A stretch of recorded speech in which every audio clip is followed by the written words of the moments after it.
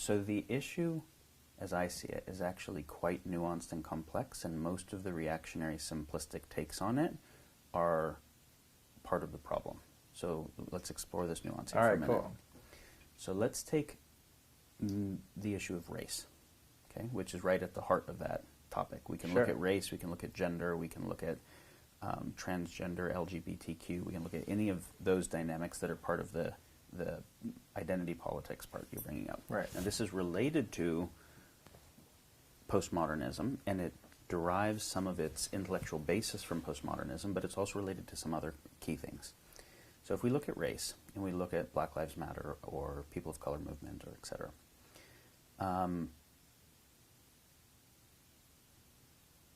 we have not ever properly dealt with the fact that this country was, that this land that we call this country was fully inhabited by lots of nations of people that we completely slaughtered to make this land, right?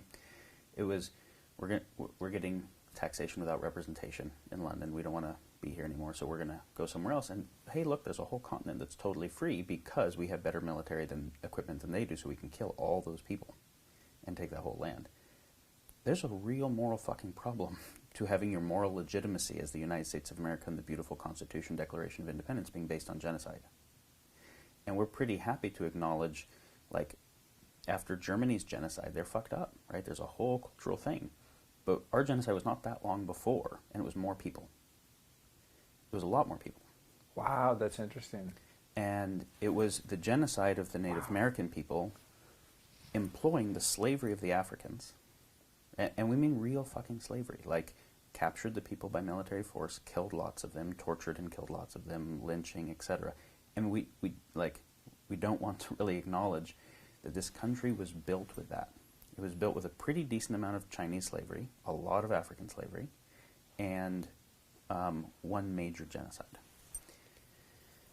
All right, so then we've got, we have to fight a war to finally get rid of slavery not that long ago, like really not that long ago, where there are old people alive today that still remember elements of slavery dynamics, right? Like that's a big deal to get.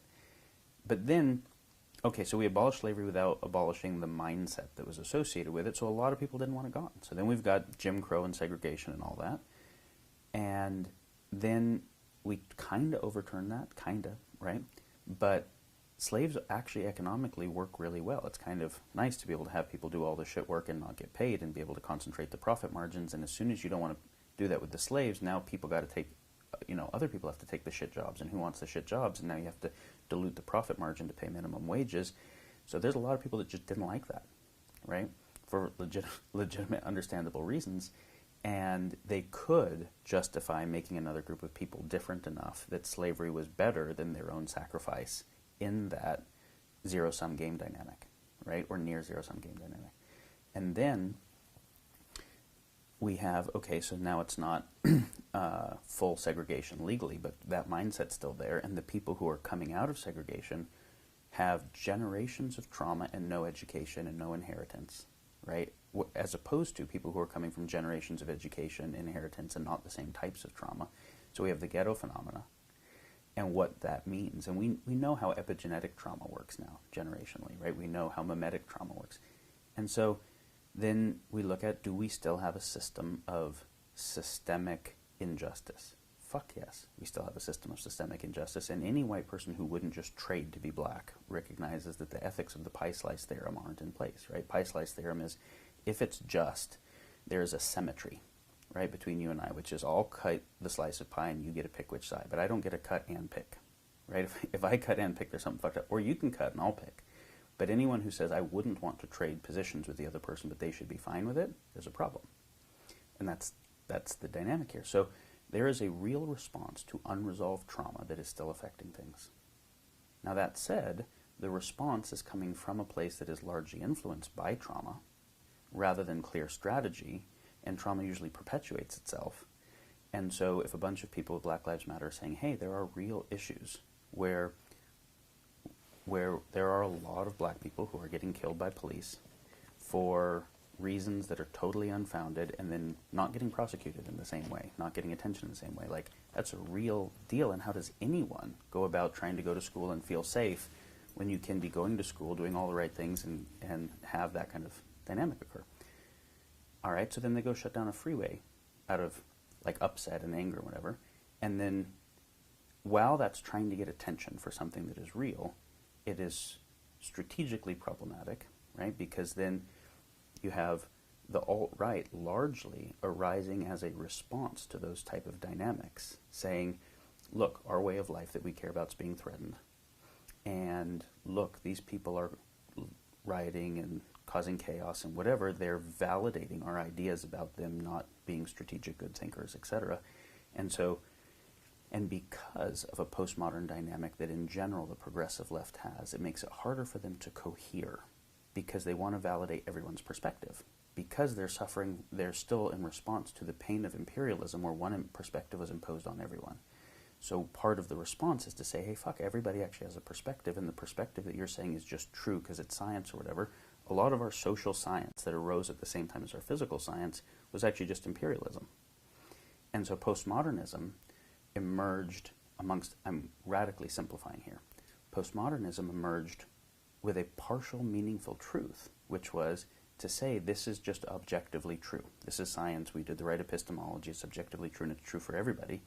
Doesn't acknowledge that, especially as we get into the social sciences, there's a shit ton of bias, right? And so we went looking for monogamy and pair bonding in the animal kingdom because of Victorian age ideas that actually made us do zoology badly, right? And so we see that kind of thing everywhere. So postmodernism said actually different perspectives on reality, running different experiments, end up yielding different kind of insights. And we still know that, are you healthiest on a vegan diet or a paleo diet? I can show you just as much fucking research on both of those that look at different metrics, right? And so whether I'm looking at pH or I'm looking at insulin levels or I'm looking at telomere level, like, I'll get different answers, and also which populations. But when I try and reduce health to some finite set of metrics, and there's a million fucking metrics that we can't calculate, I can get a lot of partial answers that seem like the whole answer and seem like complete science, because I'm studying a very complex system in a very simplistic way. So bias is very easy when you try and study a complex system in a simple way, because your metrics look really fucking clear. They just don't happen to be all the metrics that matter. And so postmodernism acknowledged that and said, hey, all the perspectives actually have to be factored. Now, there was a kind of virulent version of that didn't acknowledge all the perspectives should be acknowledged, but they're not all going to be equally true. Some of them can have distortion in them, so we need to be able to vet for distortion. And all the perspectives are going to be less different in simpler systems. So in chemistry, the epistemology is more straightforward than it is in social sciences.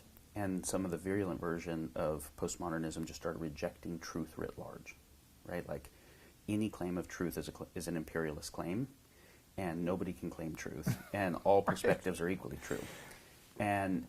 But we can see that was a virulent version of an appropriate response to the way that science, imperialism, capitalism, along with fucking colonialism, right, all kind of co-emerged, and trying to untangle those was like part of the goal there. So if you actually read Foucault or Derrida, there's meaningful good thinking in there. Most of what you see happening that tries to intellectually reify itself with those people is not actually being done very well, but that's because trauma is influencing a lot of it. But then on the other side, we've never actually taken responsibility to deal with that trauma was created. So when I say it's nuanced, it is, and it's a really big deal. Because if we look at the alt-right and the control left, they have moved to a level of polarization and radicalization that is very hard to imagine how that reconciles. And with a tremendous amount of fear on both sides, and trauma on both sides, and associated with that, the desire for secession from the nation, the desire for whatever that leads to war, in a world where our military technology is such that we don't get to make it through wars the way we did in the past. And so the idea, hey, look, we fought a war with the British to come get this area and it worked well, yeah, we had fucking muskets. Right? And as the military technology goes up, it becomes more and more problematic. And when we get to the level where you have decentralized, exponential technology, which is where we're at right now, we don't get to make it through wars anymore. And humanity has always had different dynamics that led us to polarization and radicalization and then war. And we have to actually learn how to fucking deal with that. And part of it is we have to be able to understand how to take multiple perspectives that have partial truth, vet the not successful parts, find the successful parts and figure out how to do dialectic, how to do synthesis, and be able to find a solution that doesn't just solve for some things while externalizing harm to something else that's affected, but actually solve for the whole set. Okay, so that's just the postmodernism snowflake part.